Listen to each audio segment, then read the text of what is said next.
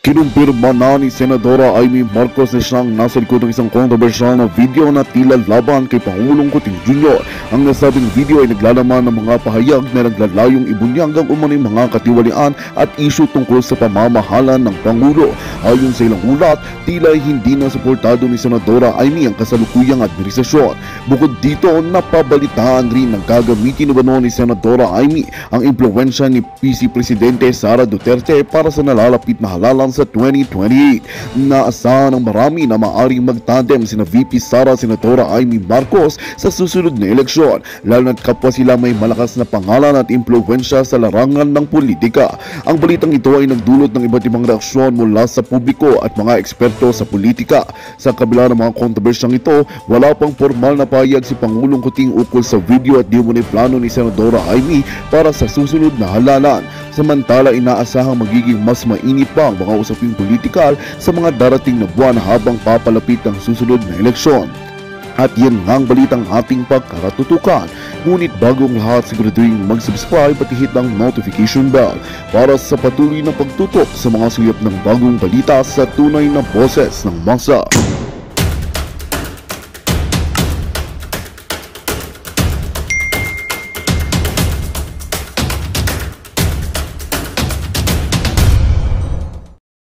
Dahil sobrang busy ng aking alindog, kaya while driving we are living.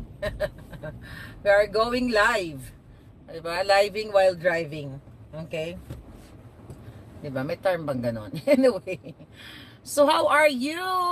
Ayan, parang wala naman yata live ba tayo? Parang wala akong nakikitang mga mga palangga.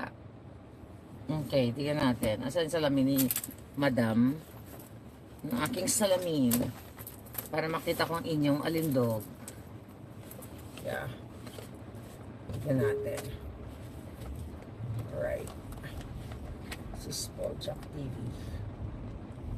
Parang wala. Okay. Yeah, I think we're good. Ayan, may nakakita na ako 1 watching. Okay. So, is it pin or pulveron?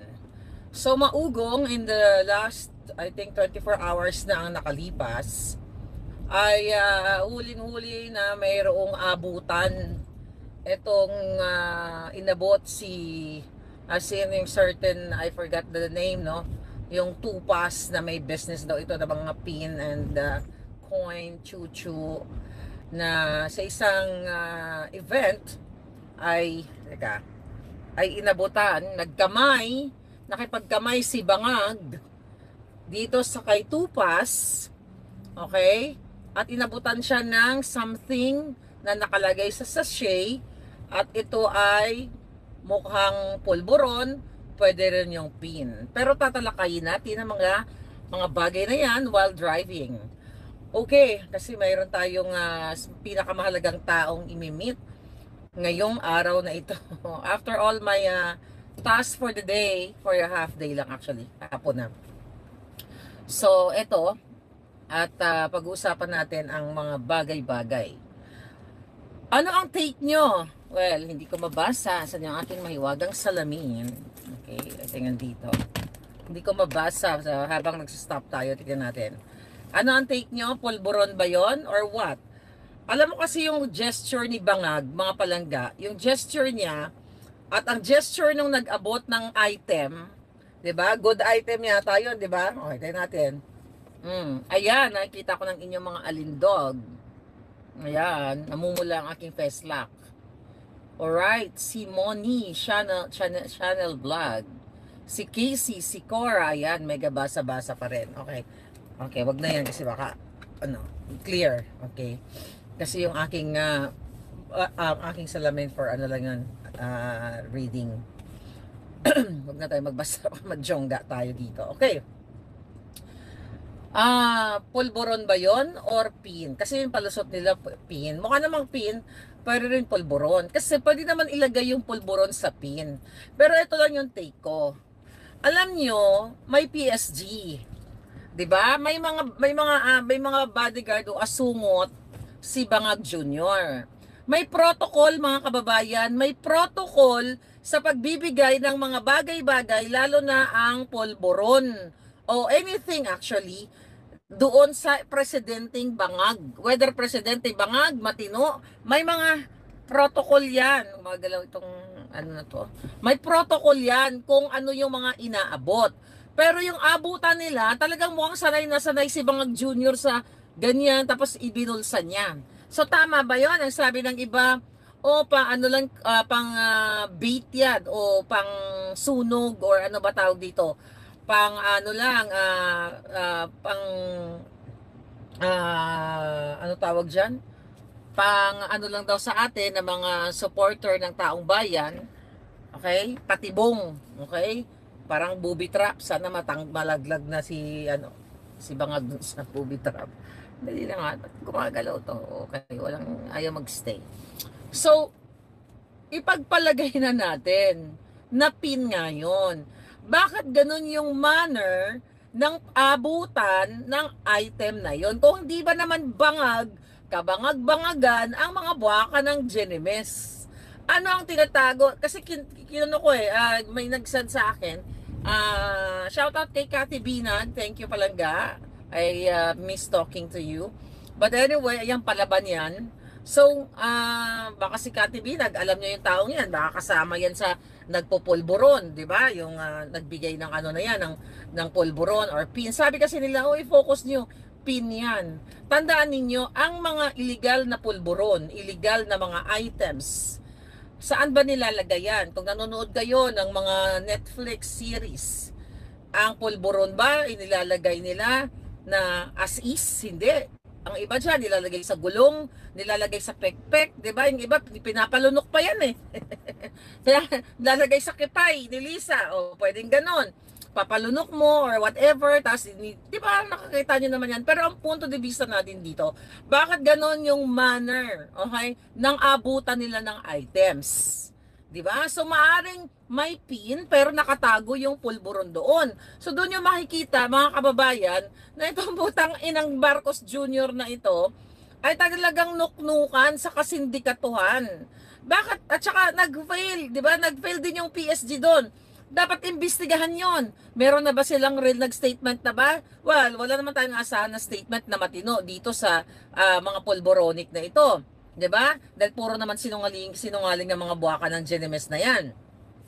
So, yung mga ganyan, baka mamaya anthrax yun o lason yun or something. 'Di ba pinoprotektahan ang presidente? Whether bangag, pinoprotektahan nga ng mga putang inang yan eh. Yung duran-duran nga, kunyari, pinalabas nila, nagregalo ng kaibigan. Hanggang ngayon, hindi nila maipaliwanag, hindi nila mailabas kung sino ang kaibigan na nagbigay ng regalo na yan ng duran-duran na aabutin yun ng $1.5 million, you know, ang gastos doon. Hindi nila maipaliwanag. Now, ito na naman, nag-abot na naman na pin daw ganun. O, let's say patibong, ganun ang patibong saan sa amin? Eh di, mga gago kayo. Bakit kailangan magpatibong-patibong ang presidenteng ng ganyan? Di ba? Para i-capture kunyari. No, that's not patibong. Yun ay sanayan sila sa mga pailalim o mga illegal na transaksyon. Ipagpalagay na nating pin yun. Baka yung pin na yun, mayroong pocket, may pouch. Di ba? Gaano lang ba karami yung sinisinghot ni Bangag na pulburo na naiwang white residue dito doon sa araw ng Kagitingan. 'Di ba? So, ang gobyernong Bangag, well, failure naman talaga sa number one, iimbestigahan mo 'yon. Ano yung inabot? Why you allow that? Random personalities, even kakilala ko, supporter, kaibigan, na makalapit na may inabot na gano'n. That moment na nakita nyo, dapat inimbestigahan nyo na. Pero bakit hindi lang iniimbestigahan? Alam ni Bangag kung ano yon kasi kakilala nyo yun eh. Sabihin pare, kunyari, kailangan kong tumira na talaga eh. Kailangan kong magpakabangag eh. Pwede ba, kunyari, lagyan mo mag-abot ka ng pin. Total, nagdinegosyo ka naman ng pin. Yan ang business mo. Palalabasin na lang natin na pin ang inabot mo. Pero sa ilalim nun, mayroong certain grams na naka-attach o nakadikit na pulburon. Diba, mga palangga? So, yun, number one, iimbestigahan. Ano yung items? Ano yung inabot niya? Okay? At bakit kailangan mag-abot siya ng pasikreto? Kung meron siyang koneksyon sa taong yun kay Tupas, 'Di ba? Bakit hinahayaan ng mga PSG, okay, ng mga asungot ni Bangag Jr. na ganun-ganun na lang na makalapit ang isang, let's say, Adictus Benedictus o kung sino mang tarpulano, 'di ba? Na mag-abot pwede siyang tusukin or something. Sabi ko nga pwedeng may lason 'yun. Kasi 'di ba bini-verify 'yan, even mga packages na binibigay sa presidente, 'di ba? Merong yang control. Meron yang protocol, control, investigation, ano ba ang laman ng package? Even 'di ba sa pagkain, yung mga chef diyan, 'di ba? Kinakain muna 'yan ng yung pagkain baka may lason, baka magurgur. Buti sana kung, anyway. So yun mga palangga. So yung pag-abutan nila ay isang malinaw na posible na ang inabot sa kanya ay pwedeng ang pin, let's give them the benefit of the doubt, at may nakadikit na, let's say for example, ganito lang naman ang, di ba, ang inaano niya, yung tinitira niya na pulburon. So, pwede talaga yun mga palangga. Pwedeng pulburon yun at kunyari, papalabasin na lang na basta tayo pin. Ang lason laman para magurgur si Bangag. Sabi ni Irene, suggest a lifestyle check. All close insecurity, sabi ni Totoy PM. Exactly. Di ba mga palangga? Maling-mali yun. Ano sinasabi ng patibong kadyutahan yun? Quality control, sabi ni Solid Marley ko. Sa restaurant, exactly palangga. So yun ay isang malinaw na halimbawa na si Marcos Bangag Jr. ay sanay na sanay siya palangga sa abutan ng mga illegal. Is alarming yun. Kung matino ang presidente at ako supporter niya, kahit hindi ako supporter ng mga putang inang bangag na yan, 'di ba? Alarming yun. I hope nga, 'di ba? I hope nga yung binigay sa kanya magurgur siya, but that's impossible. Na binigay sa niya pang pagurgur. Pero for the sake of the conversation, mga darling, alright?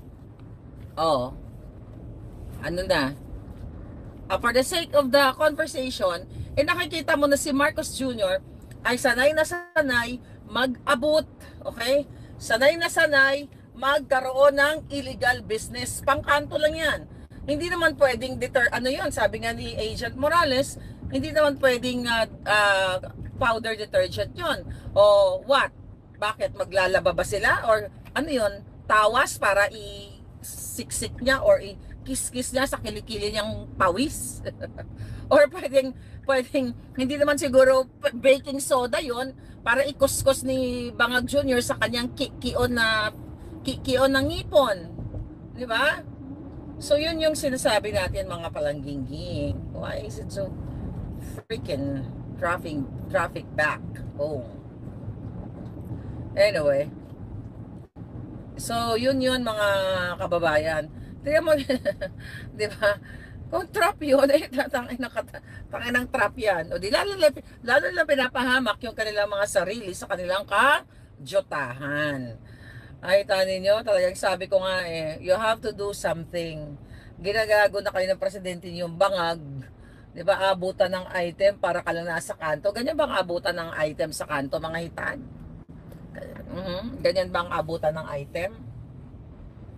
So, what else? Ano ginagawa nitong Bangag na ito? Puro na lang ayuda. Nung nakaraan, si Tambalusnos, namigay na naman. May nakita ako dyan na post na para siyang, may saltik. Gumagano. Bibigyan kayo namin ng 5 kilong bigas. Oh my God, mga palangga ko, mahal kong kababayan. 5 kilos na bigas. Yan lang ba ang pwedeng gawin sa inyo ng inyong gobyerno? After all na, umasa kayo sa pagbabago, pagbangon ng Pilipinas. So ang pinagmamalaki nila at ang nililibot, that's vote buying, ang nililibot nila magbigay ng 5 kilograms na bigas. Kahit isang sakong bigas pang ibigay sa inyo, hindi nyo yan deserve. Ang deserve nyo, livelihood program, long-term solution, long-term, para kayo ay mabuhay ng disente.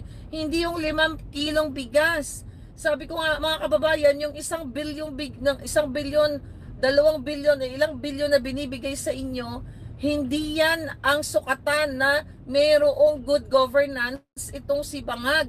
Kailangan niya siyang paalisin, kailangan niya siyang patalsikin dyan dahil siya ay addictus benedictus.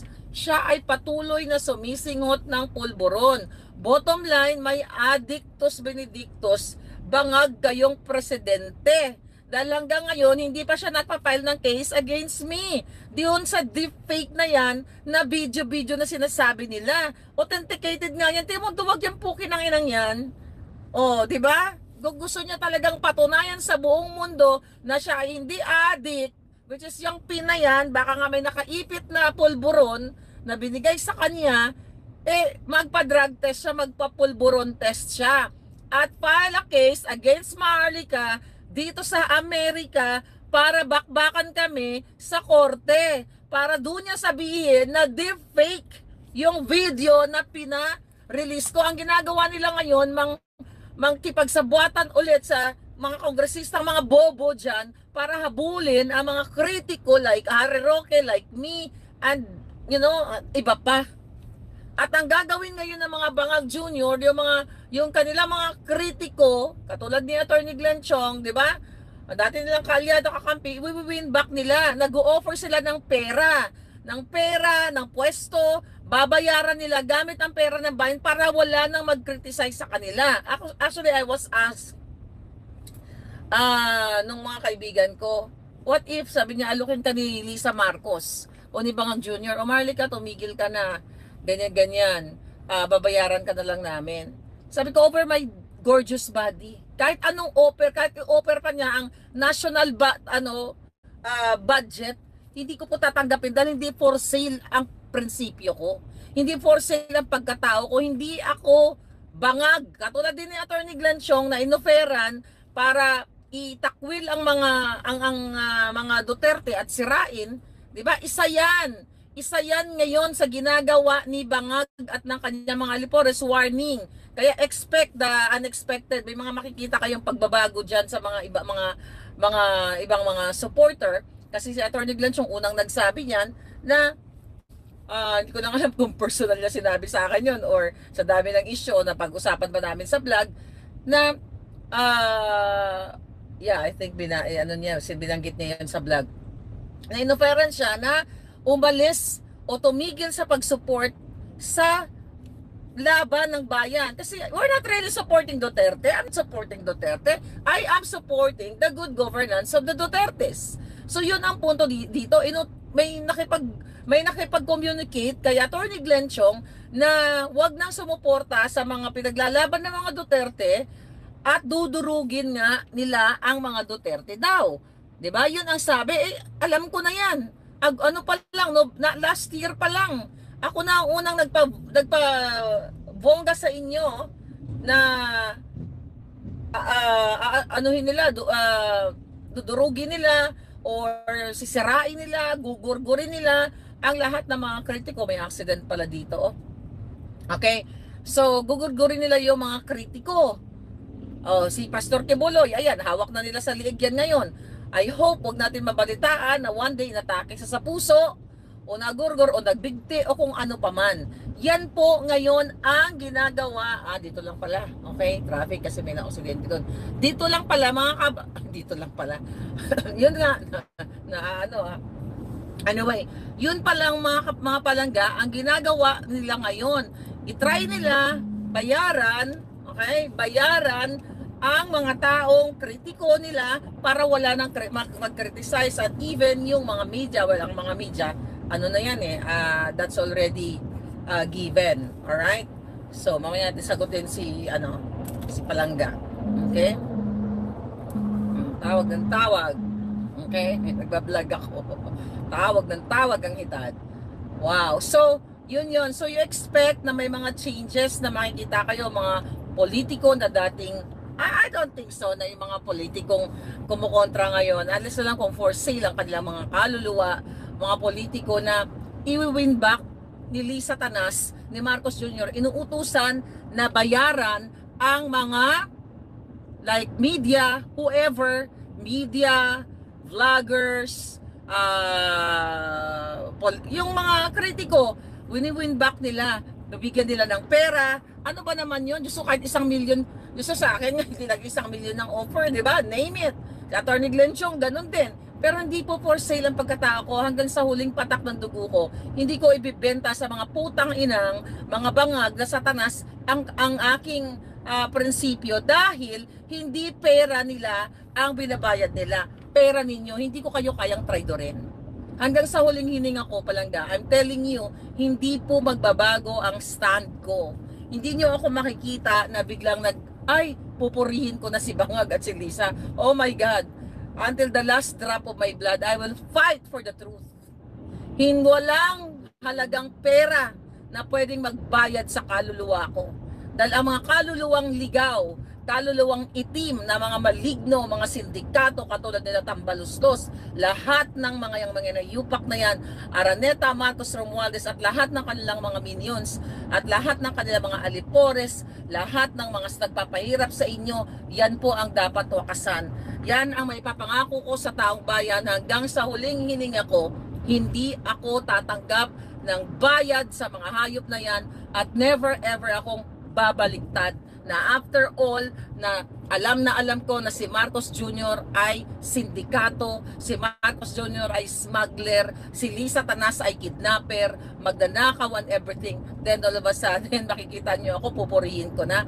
Pag nakita nyo si Maharlika na pumuri kay Lisa at Marcos, eto tandaan nyo, i-record nyo itong mga bells ko, ibig sabihin tumanggap na ako ng bayad sa mga putang inang yan. But that's not gonna happen until the last drop of my blood, I'm telling you.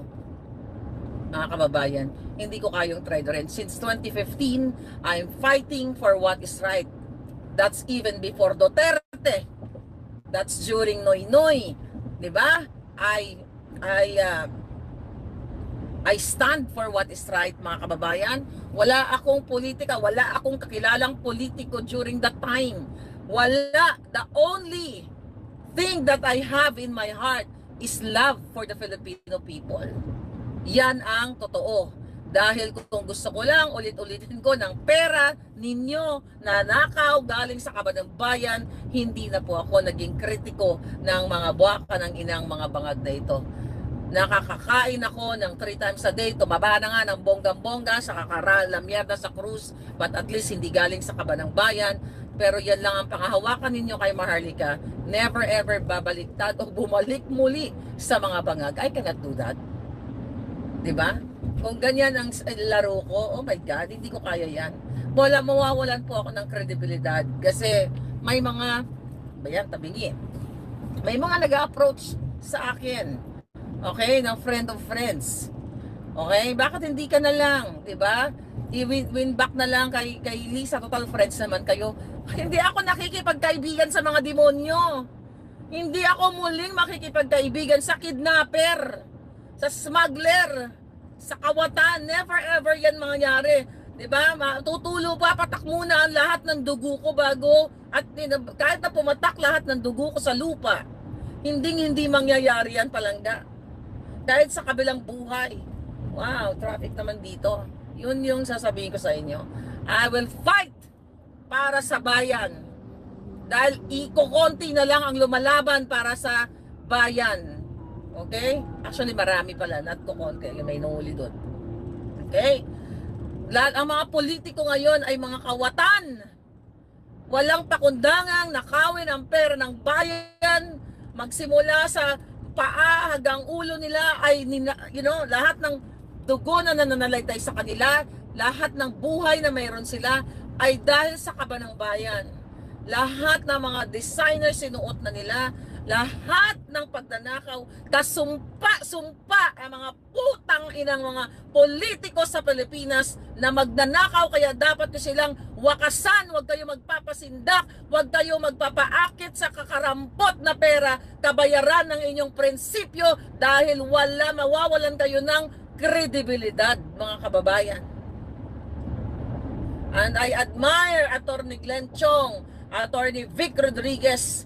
Dapat na yung mga yan tumakbo yan sa politika, pero Again, nag-usap kami ni Atty. Glensyong dito, andyan na sila sa Pilipinas ngayon. Sabi ko, brother, bakit di ka tumakbo? Sabi niya sa akin, Ate Mia, alam niyo naman ang issue natin.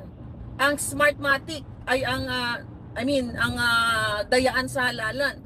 Kailangan muna nating linisin yan para makatakbo ang mga ordinaryong Pilipino na hindi nanakawin ang boto. Tama ka naman si Atty. Glensyong, kasi it's gonna be useless. Diba? Pero we have to fight. Kasi ngayon pa lang nangangampanya na sila eh. Ninanakaw na nila yung pera through ayuda. Diba? Umiikot sila imbis na magtayo ng mga ospital, dagdagan ang mga regional hospitals para hindi na po kayo pumunta sa Maynila na magpagamot. Pero anong ginagawa ng mga buwaka ng ina? Ha? Nag-aayuda.